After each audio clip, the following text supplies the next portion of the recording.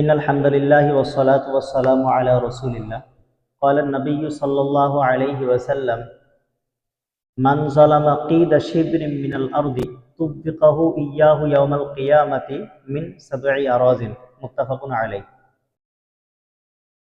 আল্লাহ পাক আমাদেরকে অনেক ধন সম্পদ দিয়েছেন। পৃথিবীর মানুষকে আল্লাহ তাআলা পৃথিবীর জমিনে পাঠিয়েছেন এবং মানুষকে অনেক ধন দৌলত দিয়েছেন। এবং একটা জিনিস লক্ষ্য করলে বোঝা যায় যে যার যেটা পাওয়ার হক সে তাকে দিতে চায় না। এর মেন কারণ কি? সেটা হচ্ছে লোভ। আর লোভ মৃত্যু পর্যন্ত, মানুষ যতদিন পর্যন্ত কবরবাসী হবে না ততদিন পর্যন্ত এই লোভ ছাড়তে পারবে না। একটা মানুষ যার সাইকেল আছে সে মনে মনে ভাববে আমি কবে গাড়ি কিনতে পারবো, যার গাড়ি আছে সে মনে মনে ভাববে আমি কবে 4 চাকা গাড়ি কিনতে পারবো। এরকম মানুষের লোভ ছাড়ে না।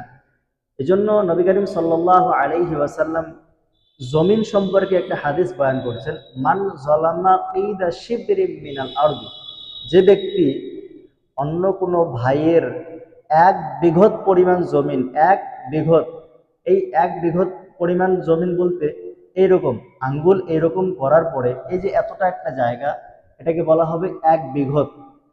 আল্লাহর হাবিব সাল্লাল্লাহু আলাইহি ওয়াসাল্লাম বলছেন যে মান যালামা কিদা শিবরিম মিনাল আরদি তুবিকাহু ইয়াহু ইয়াউমাল কিয়ামাতি মিন 7 আরাজিন। কোন ব্যক্তি যদি কোনো অন্য ভাইয়ের 1 বিঘত পরিমাণ জমিন অন্যায়ভাবে অত্যাচার করে ভক্ষণ করে বা নিজের আয়ত্তে এনে সেটাকে ব্যবহার করে, তাহলে তুবিকাহু ইয়াহু ইয়াউমাল কিয়ামা, কিয়ামতের দিন আল্লাহ সুবহানাহু ওয়া তাআলা তার ঘাড়ে 7 বিঘত জমি চাপিয়ে দেবেন। এটা কেমন করে সম্ভব হবে? বলা হয়েছে যে আল্লাহ সুবহানাহু ওয়া তাআলা কিয়ামতের দিন তার শরীরটাকে, তার দেহটাকে একটা বিশাল আকৃতি ধারণ করে দেবেন এবং সেই 7 বিঘত জমিন তার ঘাড়ে চাপিয়ে দেবেন। এবার ভক্ষণ কর, লোকের জমি পৃথিবীর জমিনে মেরে খেয়েছো, এবার এই 7 বিঘত জমিন তোমার কাঁধে চাপাও, এমন দেখো কেমন মজা। এই জন্য দয়ার নবী সাল্লাল্লাহু আলাইহি ওয়াসাল্লাম বলেছেন যে এই কথাগুলো যদি আমরা মেনে চলি, আল্লাহর হাবিব সাল্লাল্লাহু আলাইহি ওয়াসাল্লাম যে কথাগুলো বলেছেন এগুলো যদি আমরা শরীয়তের অনুযায়ী মেনে চলি, তাহলে কোনো ফিতনা হতে পারে না।